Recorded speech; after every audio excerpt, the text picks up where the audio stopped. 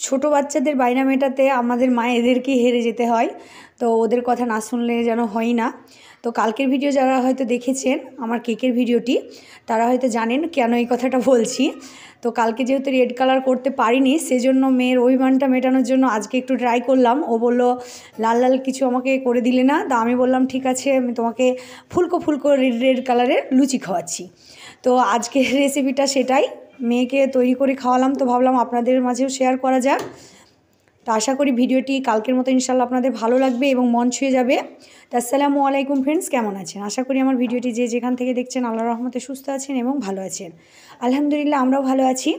তো red red colour এটা নয় যে আমরা কেমিক্যাল কিছু মিশিয়ে দেব, তাহলে তো এটা বাচ্চাদের বলুন বড়দের বলুন সবারই ক্ষেত্রেই ক্ষতিকারক। সেজন্য আমরা ন্যাচারালভাবে রেড কালার করব।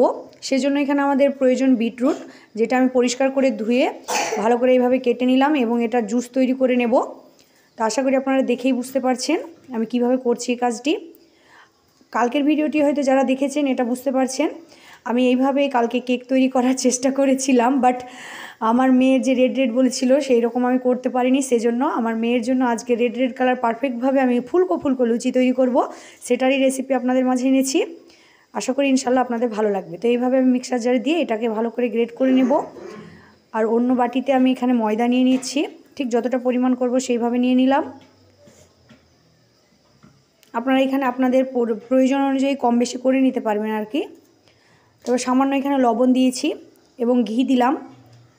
তারপরে এই ময়দাটাকে আমি ভালো করে ময়াম দিয়ে নিব, যাতে লুচিটাও সুন্দর হয় খেতে। তারপরে যে আমি বিটরুটটা গ্রেট করে রেখেছিলাম সেটাকে দিয়ে দিলাম এবং ভালো হালকা হালকা জল দিয়ে আমি এটাকে ভালো করে ডো তৈরি করে নেব। আশা করি এটা আমরা সবাই পারি, তবুও আপনাদের দেখিয়ে দিচ্ছি। কোথাও যদি বুঝতে অসুবিধা হয় তো আপনারা অবশ্যই কমেন্ট করতে পারেন। এইভাবে হালকা হালকা জল দিয়ে আমি এটা একটা সফট ডো তৈরি করে নেব।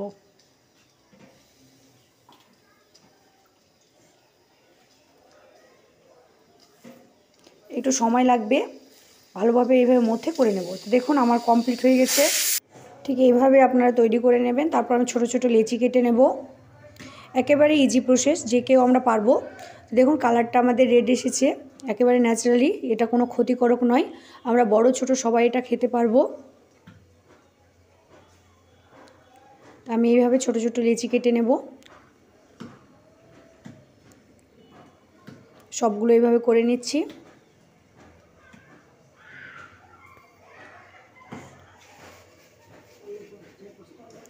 তারপরে এইভাবে আমি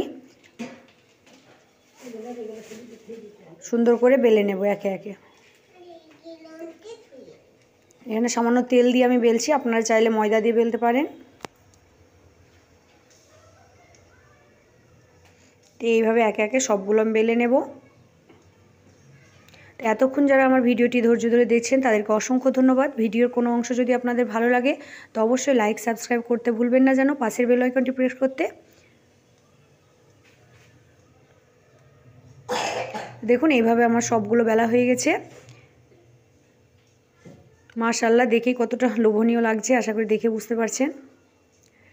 তারপর আমি কড়াই এখানে আগে থেকে তেল বসিয়ে দিয়েছিলাম, তেলটা গরম হয়ে এসেছে। আমি একে একে সবগুলো দিয়ে ভেজে নেব উল্টো পাল্টা করে।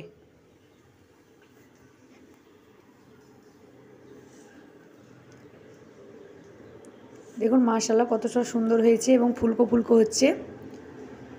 তো আমার ছেলে মেয়েগুলো দেখেই খেতে চেয়েছিল, ওরা সব নিমেষে শেষ করে দিয়েছিল।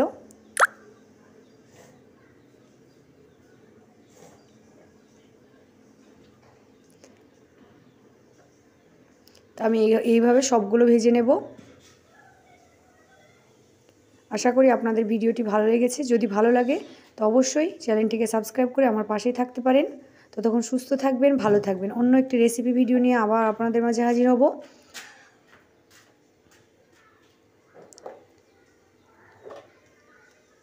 আসসালামু আলাইকুম।